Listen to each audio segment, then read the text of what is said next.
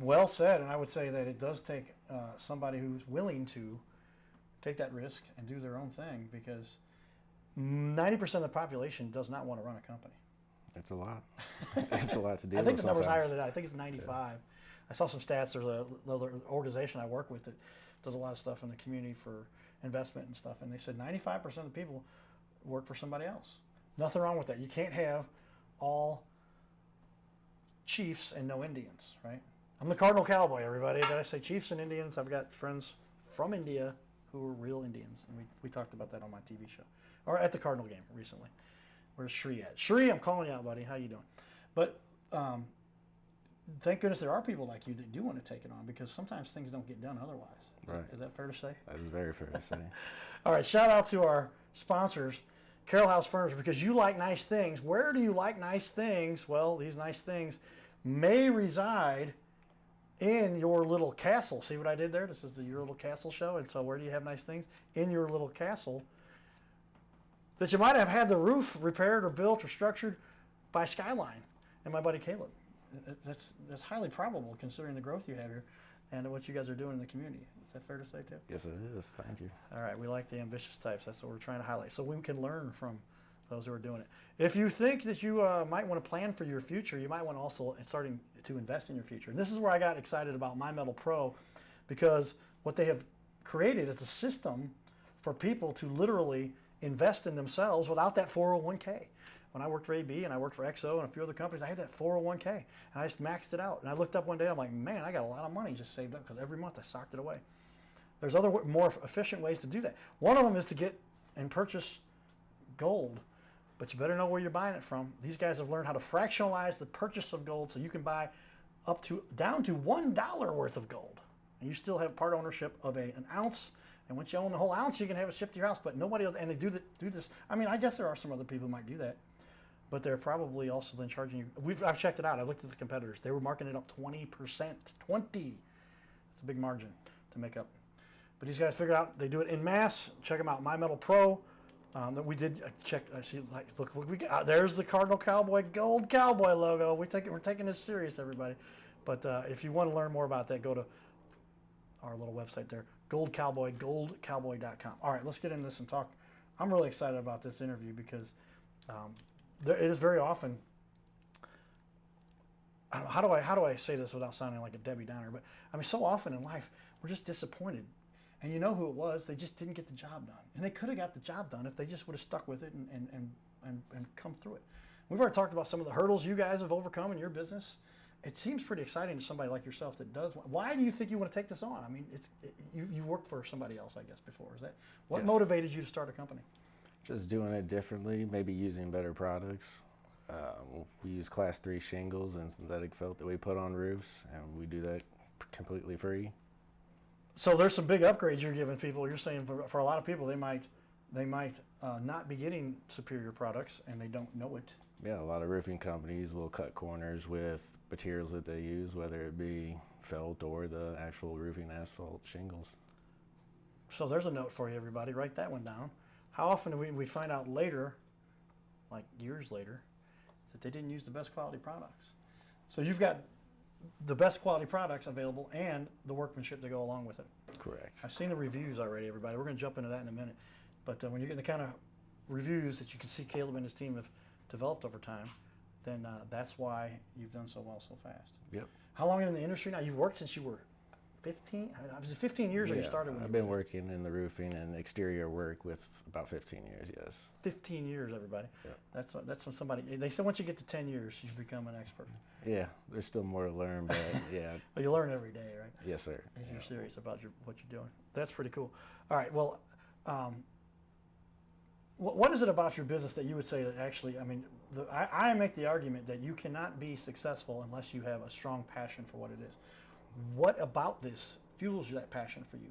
Because you see a need that the community, there's what's going on here? Why'd you felt like this is what you wanted to invest in? Just seeing what I was going on in the roofing industry, like maybe not fixing certain things that should have been done correctly or replaced correctly.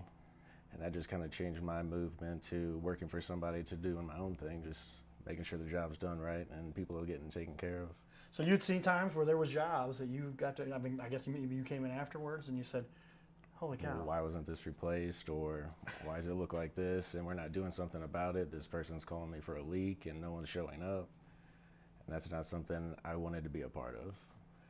There you go. Now, did you do that based on just your gut feeling? I mean, because here's what I get to, and I think a lot of people, we would explain it this way in our training, in our schools. Maybe we would get more results like this, but you do it because it does make you feel good, right? I guess that's at the root, because that's the way God made us. Am I getting into a wheel tangent talking about? I don't know if we talk about that, but it also serves you better. I finally had this first time I can mention something, a private conversation I had with my mom. Can I bring that up? Sure. I was with Dirty Wells. They got the building named after her. She taught John Goodman drama in high school, and she's done a lot of amazing things. And she's the one that kept me online. But I said, Mom, why is it you feel like you always have to do things at such high quality, with such integrity, with such persistence and follow through? She goes, I go, are you reporting to God? Is that what it is? I mean, she goes, because it makes me happy. Because it makes me feel as though I'm fulfilled on this little planet. I guess that's what you're saying here. Yeah.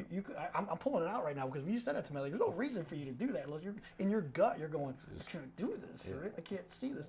How many people don't have that gut feeling? And you know it. That's why the work was left the way it was, that you had to come fix. Yep. All right. So this is why we want to have local leaders on our show, like Caleb, talking about this. So I'm going to bring up for everybody to take a look here real quickly at the. Getting a great job going here on the. I've got them on TV wall number 2 over here. I'm gonna press the widescreen button, and if you look up on that wall, there it is. 5.0 reviews already in this business you've had now going. How long has the actual business been in? A little over 2 years. A little over 2 years already. Nothing but 5 stars, and some great reviews from a lot of people. I'm picking one random. All right. I know it's not going to be a lower than a 5, right? And you're already doing a great thing. Does Kayla help with this too? Because I see responses on all these too. That's another key to this.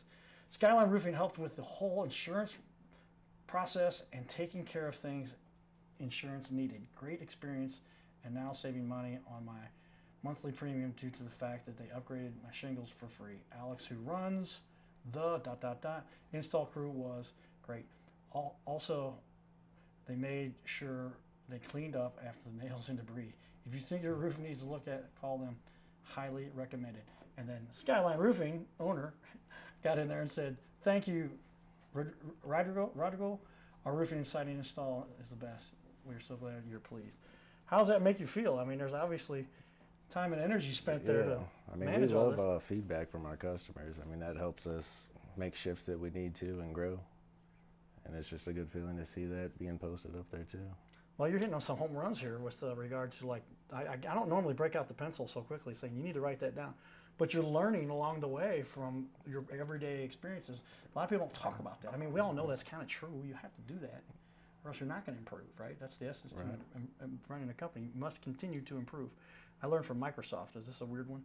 But Microsoft always had an update.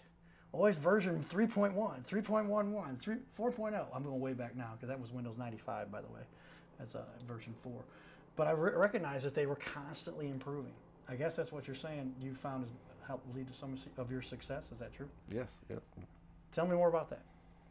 I mean, if we weren't learning from mistakes that we've previously made, then yeah, we'd be stuck in a little hole. Great point. How often is it that so many people, I'll tell you share a little tidbit about my own learning. I walked into Anheuser-Busch and I thought, I better not make a single mistake or I'm going to be fired.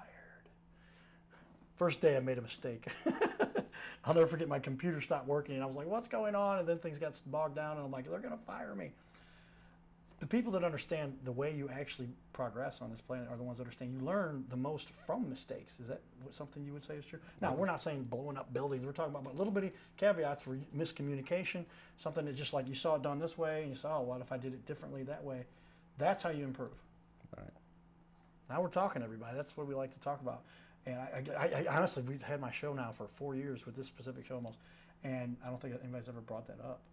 But it's those constant minor little adjustments and improvements that I have brought it up this way, I think, and tell me if this is true. My dad gave me this quote: excellence is achieved by doing a little bit more. Not quite talking about the mistake that was made, but it's constantly learning from what happened and improving. Do you think that's what led to where you said, first off, I can't take it anymore with these other guys not doing the job well, And then on top of that, going, I'm going to do it better, but I'm going to continually to Right, improve. continue to learn and improve on every project that we do. Just building trust one roof at a time. There it is, everybody. It says it. There it is. Building trust one roof at a time. Well said. I like that. Gosh, years of experience. Like, I wish I'd have started my company at the young age that this gentleman has here. But Caleb's on the ball. All right, well, I'm going to continue. I put back up on the wall up here for everybody. I'll do the wide shot. Got a great looking. Is this real footage from real stuff over here? You've got pictures Yep. and an aerial This view is, of a. yep. That is a heck of a roof right there. Let's sidetrack here. Because we want to show some of the work you've done. I'm going to look at some of your Facebook photos. But wow, that looks like a steep roof. It's got the cuticle, little observation area. How many squares? I do know a little lingo in the. That was around 60 something square. He knows off the top of his head how many squares it was. Okay, and a square is 10 by 10? 10 by 10, yep. See, I pay attention sometimes. All right, how long does a job like that take? That one took us about 4 or 5 days just due to the steepness and how it wasn't walkable. Kayla, I thought he was going to say it took 4 to 5 weeks. I don't know. 4 to 5 days. Yeah. Happy customer, too. They obviously cared enough to say, yeah, you can use that picture on your Facebook that you took. And gave another, and then referred you some more business. That's what we're talking about. Take note on that one too, everybody. Best kind of business is referral business, right? Because we all spend a lot of time and money in SEO and pay-per-click and all the stuff. Don't get me started. Kayla and I already had a long discussion about that. She's on the ball over there helping out here. But yeah, earn your business, but get that good reputation and the great reviews that you guys have there. All right. Give me a breakdown, if you will. I mean, a lot of people, what percentage, I know this is something kind of true in the roofing industry, especially here in the Midwest. Very often, the insurance company is going to be involved. Is that true? Correct. So that when you've got an insurance-based problem, how much of that is something you're going to have to deal with? Because on the behalf of the customer, because if you're not dealing with it, they're not going to know how to deal with it. Is that true? Right. There's a lot of going back and Walk forth. me through that process a little bit. Yeah, we're going back and forth with the insurance all the time, whether it be unforeseen issues with materials that weren't seen until the roof actually came off, with decking, step flashing, or any kind of flashings around any kind of water area where chimneys or valleys may be an issue. Well, why is that important? It's important to redo those areas on tear-off because tear-off actually damages all that step flashing that was previously nailed down, and so we need to put new back into it before we can put the new roof back on. Okay. Insurances don't always want to pay for that, though. Okay, so these are some of the expertise. Like, I've had a few roofing experts on our show here before, and we talked to them about the fact that you need to likely get an expert in here, but I haven't heard that one mentioned either. But I mean, are there specific things? I guess the insurance company, and I'm politely saying I love our insurance companies, are the ones that help make sure everything gets recovered. But bottom line is, they're not looking to try to find more things to pay for. Help me with that a little bit there, Caleb. Is that true? I mean, everybody likes to protect their pocket. Okay, yeah, that's a universal. I hear you. Man, a few words, but he makes great points here, doesn't he? Yeah, but I mean, literally, like, the insurance company isn't calling you to say, hey, come on out, how much more damage can we fix, right? That was a great example. Give me a little more detail about that with regard to, there are specific things that unless you're a professional roofing person, you're not going to even know to ask about this. Yeah, right? I mean, 90% of people don't actually get on a roof or see the damage that's actually up there.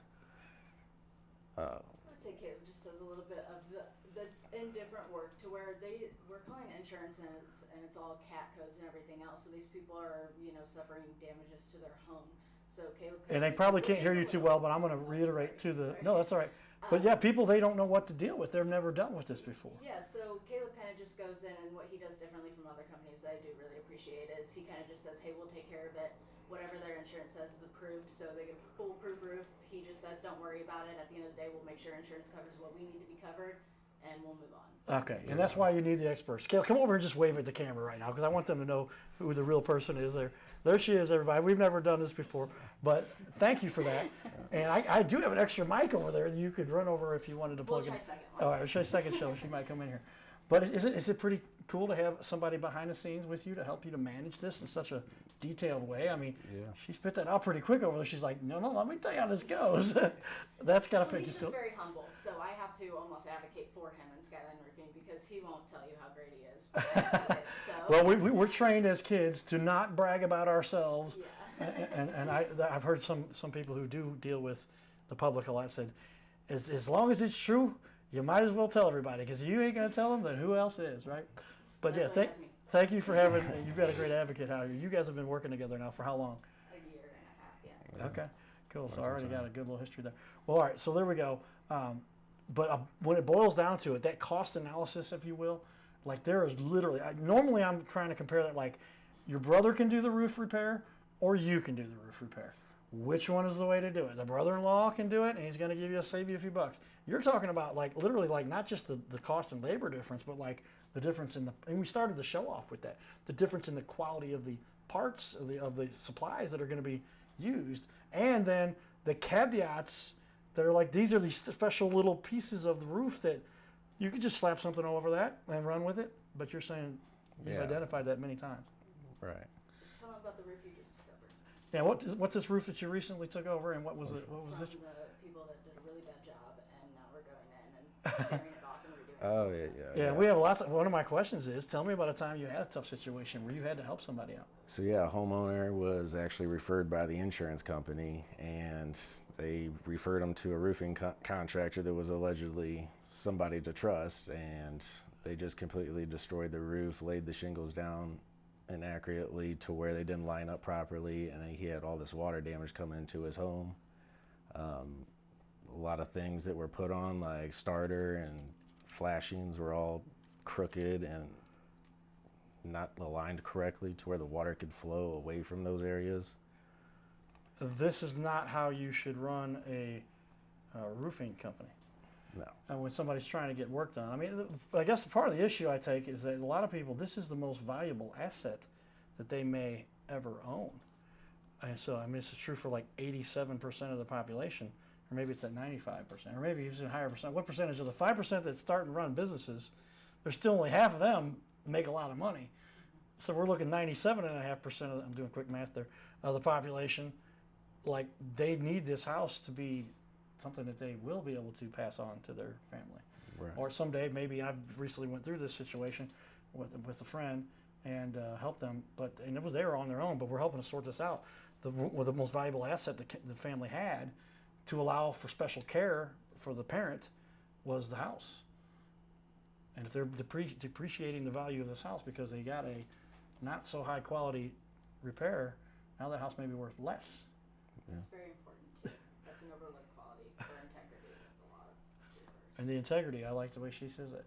Sounds like that's something that you obviously espouse and believe in. We take great pride in that, even if we're not getting paid for certain things. We're just making sure the house is actually built and done right. Like you said, these shingles are supposed to last 30 years. Why aren't they? Yeah. So, Well, and let's talk about that. The shingles, you got warranties and service contracts or whatever it is that goes. I mean, the workmanship that all work together.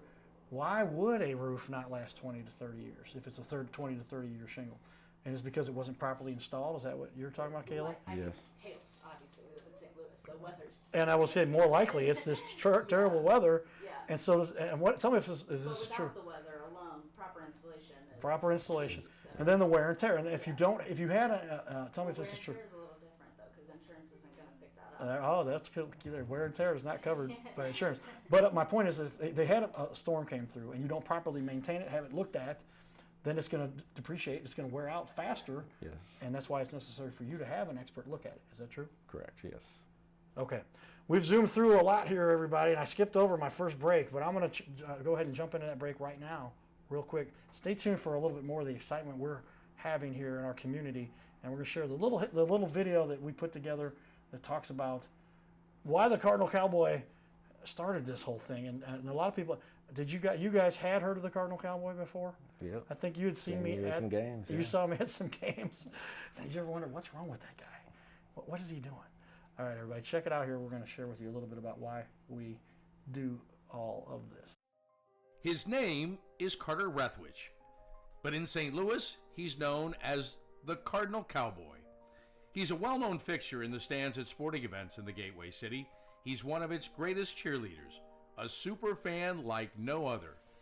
When he makes his rounds at almost every home game, he shares his love for sports with the rest of fandom with a smile, a cheer, some positive encouragement, and lots of selfies and pics. But the Cardinal Cowboy was born of a tragic incident. Rethwish was an aspiring athlete in high school and college. He dreamed of playing in the big leagues, but those dreams ended when he and 3 of his college friends were hit with a devastating crash by a 5-time drunk driver. One of his best friends died. Carter suffered a critical head injury. The trauma put him in a coma for 6 days. The doctors said he was never expected to function again. Those expectations never came true. He fought back and finished college. He was determined to prove the doctors wrong. Among other inspirations, it was his love of baseball that kept him going. And from his near-death experience, the Cardinal Cowboy emerged. His goal in life became to inspire others with positivity despite the odds, to help people believe in themselves and achieve their dreams. So after my coma, I realized that it was up to me if I was going to accomplish my goals, if I was going to reach my dreams. Despite what the naysayers would say, the people that were discouraging me, like they do everyone, it's up to me if I'm going to make it. Don't listen to the naysayers. It's up to you. You decide whether you're going to succeed, whether you're going to reach your goals. Dream, and then always, always chase your dreams. Never give up. Giddy up.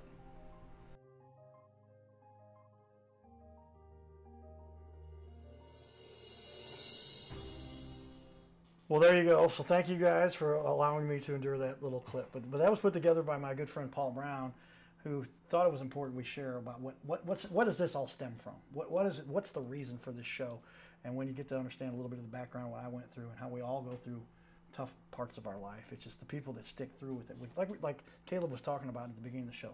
It's a matter of who sticks through, right? It's who continues to work at it, and that's what we want everybody to understand. Because the smartest, most talented, most brilliant person still might not make it because they don't have the courage, the wherewithal to stick through. Is that fair to say? Have you seen that in your career with others who haven't been so successful? There's obviously tough times in roofing. It gets hot out there. Days you want to quit and stop what you're doing and just relax, but we're just out there to keep working and doing what we're supposed to be doing. Well, I appreciate that, and that is what we do want to emphasize as we continue on here. Well, if you had to mention one characteristic, I know we're going to have to narrow it down for you a little bit, though. But let's be honest with people. As a matter of the way you function and how you, as kind of a quiet, soft-spoken, you're not the guy who's rah-rah. I'm just trying to. This is my take, and I like that because there's a lot of people who aren't going to be out there going, "You better do what I say or else." Some people don't like that, right? Yeah. But you obviously know what you're talking about, and you've proven success here. What is the one thing you would say sets you apart? What is the one thing you do better than the other guys, if you had to pick one thing? Just caring about the people in these projects, using Class 3 shingles, which are impact resistant, that are going to keep them from getting replacements later down the road, and then just upgrades with synthetic felt to keep it more water resistant, and just doing a better job than the other guy, I guess. Yeah, well, I mean, it seems like you lead with your heart. Is that a fair way to say it? Yeah. And you're out there, you do care about what's going on. That's the roof I would build for myself, so. There you go. Is that the roof you would build for yourself is the one you're going to build for your customers? Every time. And if there's a problem? Call me. You're going to fix it, right? You're going to make sure it gets done right. Okay. Well, let's talk a lot about a mistake. If there's any mistake you've seen done in your many years of working in the industry, what is the biggest mistake that the consumer makes? I can only imagine there could be a myriad of mistakes, but I hear all kinds of things. But you tell me what, off the top of your head, is the biggest mistake that a consumer makes when they're getting a new roof for their house? I would say the term chuck in a truck. He's going to come by saying he can take care of this deductible and he can save you some money here, and he's just going to be cutting corners with drip edge. I see a lot, and just material quality that he uses. And I mean, the list goes on and on. So that one we've talked a little bit about, everybody. Cutting corners, chuck in a truck. I've heard that one. That's funny.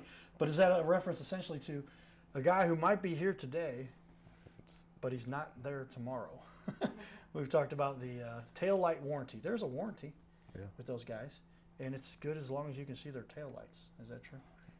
I see it a lot. It is true. And people, but that's why you do want to find companies that have the kind of reviews, have the history, have the work ethic, and the support. I was really impressed with Kayla as we started talking, just because we got into the whole discussion about the marketing strategies and what works and what's effective and the hurdles they've already had to overcome, because there are a lot of people out there who are talking about marketing things that they say they're going to do, and then when it comes down to it, you can't get them to answer the phone, or you're going to spend a lot of time trying to decipher what they bamboozled you with. We've heard those strategies, but it seems like you guys really do have a pretty good team, and it looks like things are working out well for you. Yeah, it's been great. Okay, let me talk a little bit about, and I want to give a quick overview. Let's go over to the website, because if you look at, not only do you have a great business, but you can judge a lot of people. My dad would make the joke back in the day, you cannot judge a person by the way they look, but you can tell a heck of a lot.